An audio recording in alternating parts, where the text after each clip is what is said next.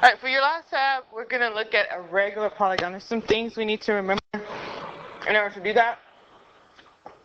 First thing, for it to be a regular polygon, all sides and all angles are congruent, okay? So, you would need to, they need to either say it with the word regular, or you would need to see tick marks on all the sides to know that they're all congruent, or we need to see the angles, so arc marks to show that they're all congruent.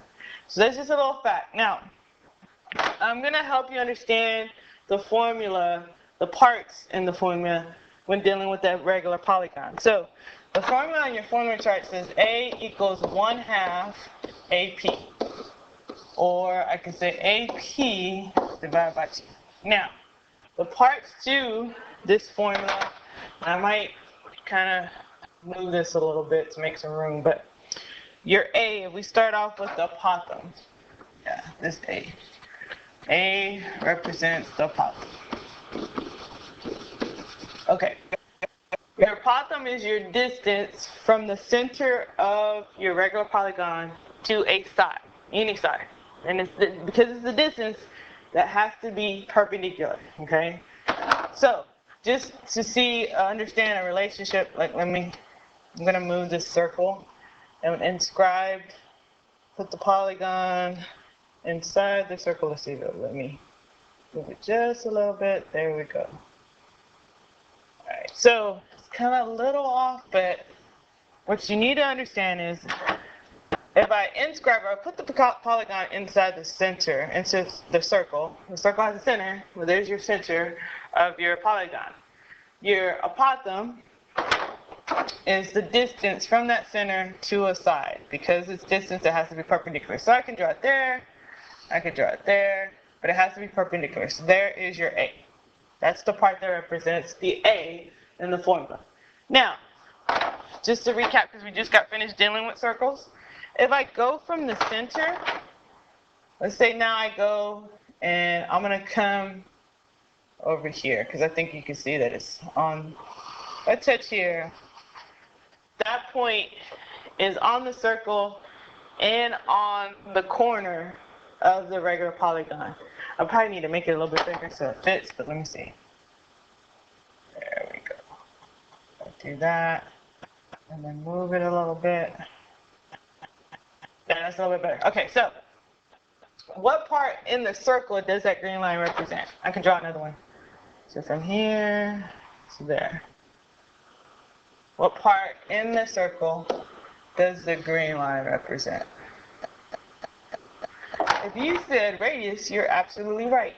Okay, so if I were to continue to come up with, or continue to draw radii, now that's the radius, so now we have an isosceles triangle, because both of those are the same.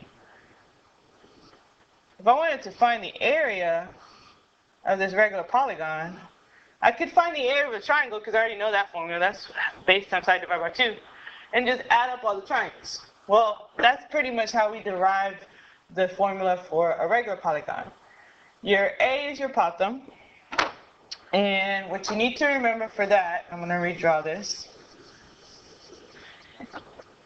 is that it must be perpendicular to the side. So, little side note, must be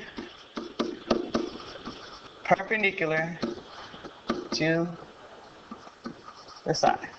Okay? And then I'm going to also keep my radius, because I want you to understand that we have a right triangle here, and we can use what we know about a right triangle to problem solve and figure out this area. So, another little side note is that when you draw your radius, the radius is also the hypotenuse of the right triangle.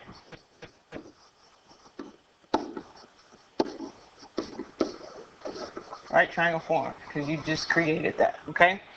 So, if I know my A, there it is right there, the other part in the formula is the P. The P represents the perimeter. That means adding up all the sides. So the P is your perimeter. of the polygon. Now another thing is the apothem, because it's perpendicular, it's also a perpendicular bisector to the side. So this is important too because it'll help you do some problem solving. So when I draw that perpendicular line, it's actually going to divide that side into two equal parts. So it must be perpendicular to the side, and it's going to be a perpendicular bisector. So this first thing, all we're going to check right now is, can you plug in the parts to the formula? Can you see it off the figure and come up with the area? So our formula is A equals, A equals A times P divided by 2. Apothem times perimeter divided by 2. So you should be able to look for that perpendicular segment, and that would be your A. So our A is what? Yes, 6.9. Then we need the length of the side, which is what we have right here. Our side is 8. So that tells me all of them, because this is a regular polygon, or 8. So now I can see that the perimeter is 6, because, oops, I put 2. I don't know why I wrote that. 1, 2, 3, yeah, 6. Times 8, so I have 48 units. So to calculate the area, I'm just going to substitute the parts. I'm going to do the apothem, which is the 6.9, times my perimeter, which is 48, then divided by 2. And so my area, make sure I calculated this right. If I do the 6.9 times 48, that gives me 331.2. Then I'm going to divide that by 2. Yep. A equals, the area equals 165.6, and it's unit square. Centimeter squared, but we don't have to, they didn't give it the units, so that's why I put a U.